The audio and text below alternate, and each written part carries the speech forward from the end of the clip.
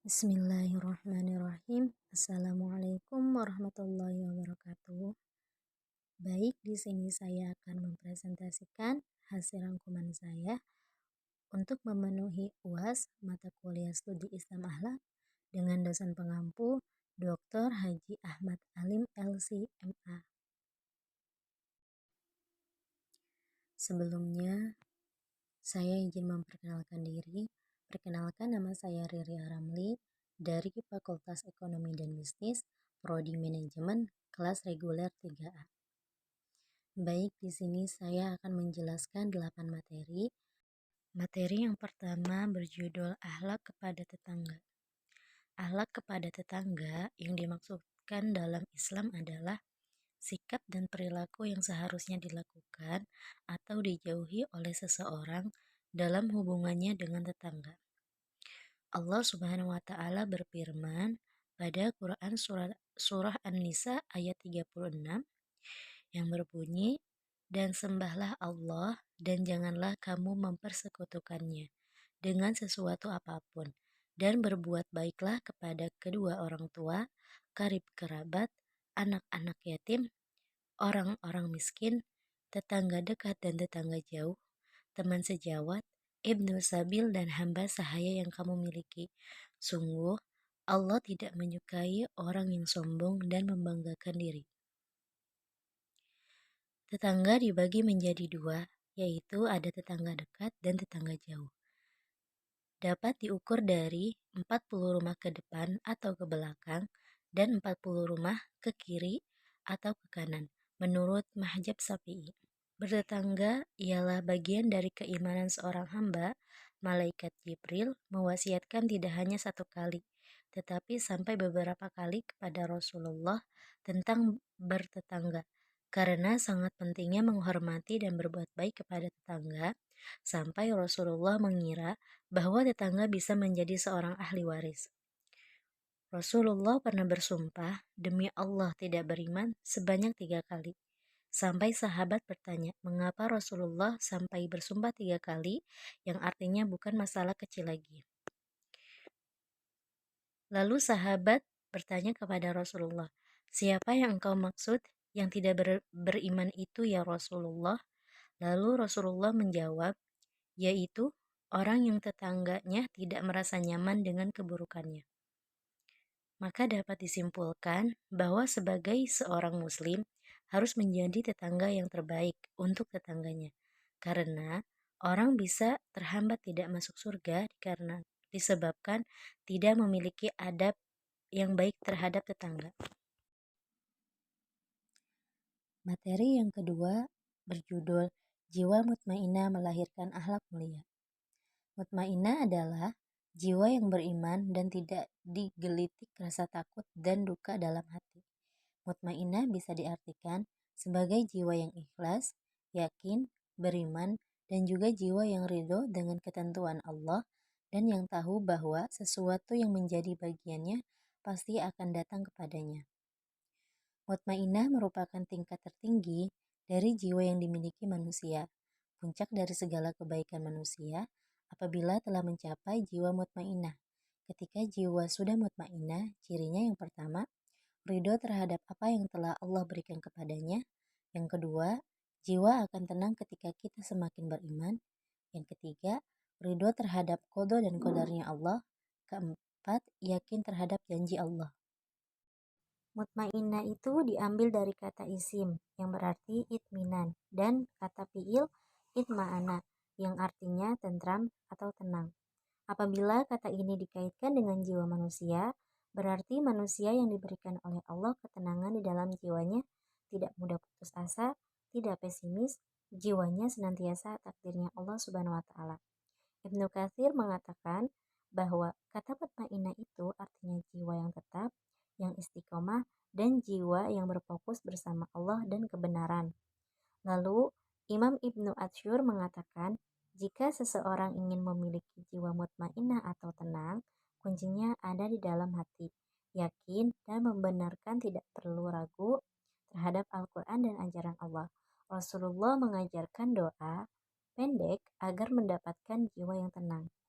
Ya muqallibal qulub tsabbit qalbi ala dinik. Terapi syubhat dan syahwat. Syubhat adalah kekeliruan dalam memahami agama, sedangkan syahwat adalah keinginan atau yang disebut dengan hawa nafsu.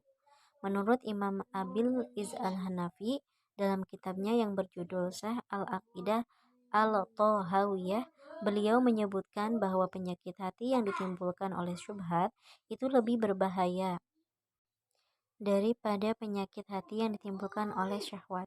Karena penyakit hati yang ditimbulkan sebab syahwat wujudnya kelihatan dalam bentuk maksiat dan akan mengakibatkan dosa yang besar bagi pelakunya.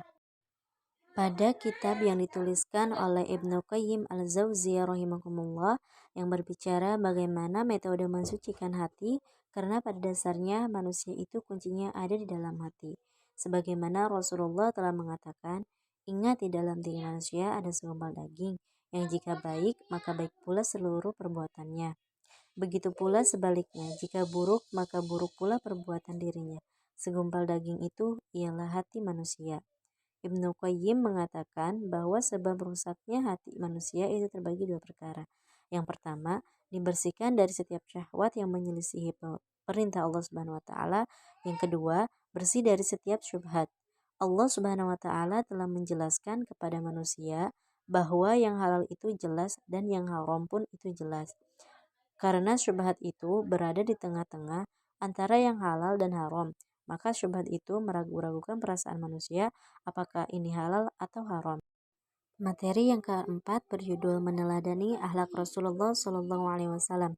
Kata meneladani yang berarti meniru atau mencontohkan dari perilaku seseorang.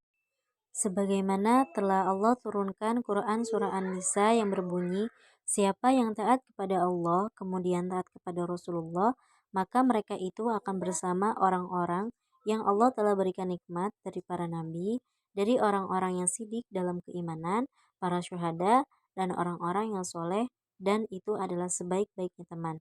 Rasulullah mengatakan bahwa setiap umatku pasti masuk surga kecuali yang enggan masuk ke dalam surga. Bukti cinta kita kepada Rasulullah SAW ialah kita dapat mengenal secara detail dan mengamalkan apa yang ada pada diri Nabi SAW, baik yang sifatnya al-khuluqiyah, kita mencintai kesempurnaan Nabi dalam bentuk fisiknya dan mencintai kesempurnaan akhlaknya Nabi. Materi yang kelima berjudul Akhlak dalam bermedia sosial. Bentuk murokabah dalam bermedia sosial adalah sikap kehati-hatian, tidak reaksioner ketika membaca berita, cek kebenarannya, sumbernya, sehingga tidak segera mengambil keputusan yang istilah Jawanya gerusa-gerusu, kemudian juga tidak sembarangan menerima share sesuatu yang tidak jelas sumber kebenarannya. Teknologi adalah alat, maka jika alat itu disalahgunakan, akan mempunyai dampak yang begitu besar di dalam tatanan kehidupan sosial masyarakat. Sebaliknya, jika alat itu digunakan sebaik-baiknya sebagai sarana ibadah dan sarana dakwah, akan memiliki dampak pahala yang berlipat ganda. Ibnu Katsir mengatakan bahwa yang namanya wasilah atau sarana itu bagaimana tujuannya. Apabila sarana itu ditujukan untuk berbuat baik, maka hukum sarana itu menjadi baik. Dan sebaliknya, jika sarana itu bertujuan jahat, contohnya digunakan sebagai aksi kriminal, maka sarana itu menjadi haram. Bermedia sosial itu bisa penghapus pahala dan juga menarik ke dalam neraka apabila disalahgunakan dalam penggunaannya. Begitupun sebaliknya, bisa menjadi ladang pahala dan mendapatkan balasan surga apabila digunakan secara baik atau sesuai aturan Allah untuk sarana ibadah. Materi yang keenam berjudul Akhlak Terpuji Adil dan Ihsan. Adil artinya sama atau seimbang atau menempatkan sesuatu pada tempatnya, proporsional. Kata adil diartikan sama, maksudnya seseorang memperlakukan seseorang atau sesuatu sama sesuai dengan haknya, atau tidak membedakan seseorang atau sesuatu dengan yang lain sesuai dengan haknya. Ihsan adalah melakukan perbuatan-perbuatan yang mendatangkan manfaat bagi orang lain dan menghindarkan perbuatan-perbuatan yang menimbulkan bahaya bagi mereka. Membalas perbuatan baik orang lain dengan yang lebih baik, memanfaatkan dan berbuat baik kepada orang yang berbuat kesalahan, termasuk perbuatan ihsan. Di dalam Quran Surah An-Nahl ayat 90, Allah berfirman bahwa adil dan ihsan itu adalah induk dari perintahnya Allah Subhanahu wa taala. Jika ditelusuri, seluruh perintah Allah itu dasarnya adalah adil dan ihsan di dalam segala hal. Adil secara bahasa artinya jalan tengah di antara dua perkara, tidak terlalu berlebihan dan juga tidak terlalu kurang. Sementara adil secara syariah ialah meletakkan sesuatu sesuai dengan tempatnya. Allah menegaskan bahwa sesungguhnya Allah memerintahkan untuk berbuat adil. Kata adil diartikan oleh Ibnu Abbas bahwa adil itu ada yang bersifat vertikal, hubungan langsung dengan Allah Subhanahu wa taala atau hablum minallah, ditujukan untuk bagaimana tentang cara mentauhidkan Allah Subhanahu wa taala. Ketika manusia telah mentauhidkan Allah, maka sesungguhnya manusia itu telah adil menjadi seorang hamba. Dan adil ada yang bersifat horizontal, hubungan langsung dengan manusia atau hablum minan nas, ditujukan untuk meletakkan sesuatu pada tempatnya dan pada haknya. Nabi Shallallahu Alaihi Wasallam membuat suatu kaidah, yaitu sesungguhnya tidaklah disucikan suatu umat apabila umat itu tidak memberikan suatu hak kepada orang-orang yang lemah. Materi yang ketujuh berjudul Akhlak Tercela, Suap dan Korupsi. Di dalam Quran Surah Al-Baqarah ayat 188, Allah berfirman, "Dan janganlah kalian memakan sebagian dari harta manusia dengan cara dosa sementara kalian mengetahuinya." Dan Nabi Shallallahu Alaihi Wasallam telah mengingatkan itu, di mana manusia tidak akan lagi mempertimbangkan halal dan haram di dalam masalah rezekinya pada akhir zaman nanti, yang artinya manusia tidak akan lagi memperhatikan aturan dari Allah Subhanahu wa taala, yang diperhatikan hanyalah kepentingan dirinya sendiri. Oleh karena itu, Nabi telah memperingatkan untuk tidak berbuat riswah atau suap. Karena ketika riswah sudah menjadi budaya di tengah-tengah masyarakat, maka sistem hukum dan tatanan sosial masyarakat akan rusak. Padahal Allah sudah mengingatkan manusia di dalam Quran Surah An-Nisa ayat 29. Allah berfirman, "Wahai orang-orang yang beriman, janganlah kalian memakan harta dengan cara yang batil, kecuali dengan cara berdagang yang saling ridho antara satu dengan yang lainnya." Allah mengingatkan bahwa riswa di dalam riwayat Imam Ahmad itu Allah melaknat orang yang menyuap atau orang yang disuap atau perantara penyuapnya itu termasuk ke dalam lingkaran dosa karena mereka sama-sama memakan suap. Adapun dampak dari perbuatan suap adalah tidaklah suatu kaum di tengah-tengah mereka riba, maka Allah akan menguji mereka dengan krisis, dan tidaklah suatu kaum di tengah-tengah mereka suap, maka Allah akan menguji mereka dengan perasaan takut dan ketidaknyamanan karena riba dan suap. Itu termasuk ke dalam dosa besar. Materi yang terakhir berjudul Akhlak kepada kedua orang tua. Akhlak kepada orang tua adalah sikap atau perbuatan yang seharusnya dilakukan oleh seseorang terhadap orang tuanya. Dengan demikian, dalam Islam, di samping berkewajiban berakhlak yang baik kepada Allah dan kepada diri sendiri, manusia juga memiliki kewajiban berakhlak baik kepada orang tua. Setelah Allah Subhanahu wa taala memerintahkan kita agar istiqomah di jalannya, agar mentauhidkan Allah Subhanahu wa taala, yang mana tauhid dan istiqomah ini adalah hubungan terbaik antara manusia dengan Allah. Kemudian hubungan yang terbaik antara manusia dengan manusia adalah berbuat ihsan kepada kedua orang tuanya.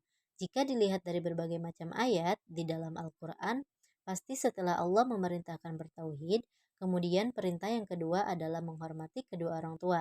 Jadi perintah berbuat ihsan kepada kedua orang tua adalah perintah pertama di dalam hablum minan nas. Rasulullah mengatakan bahwa sesungguhnya birrul walidain yang terbaik yang dilakukan oleh seorang anak kepada orang tuanya yang sudah tiada, yaitu menyambung tali silaturahim orang yang dahulu dicintai orang tuanya.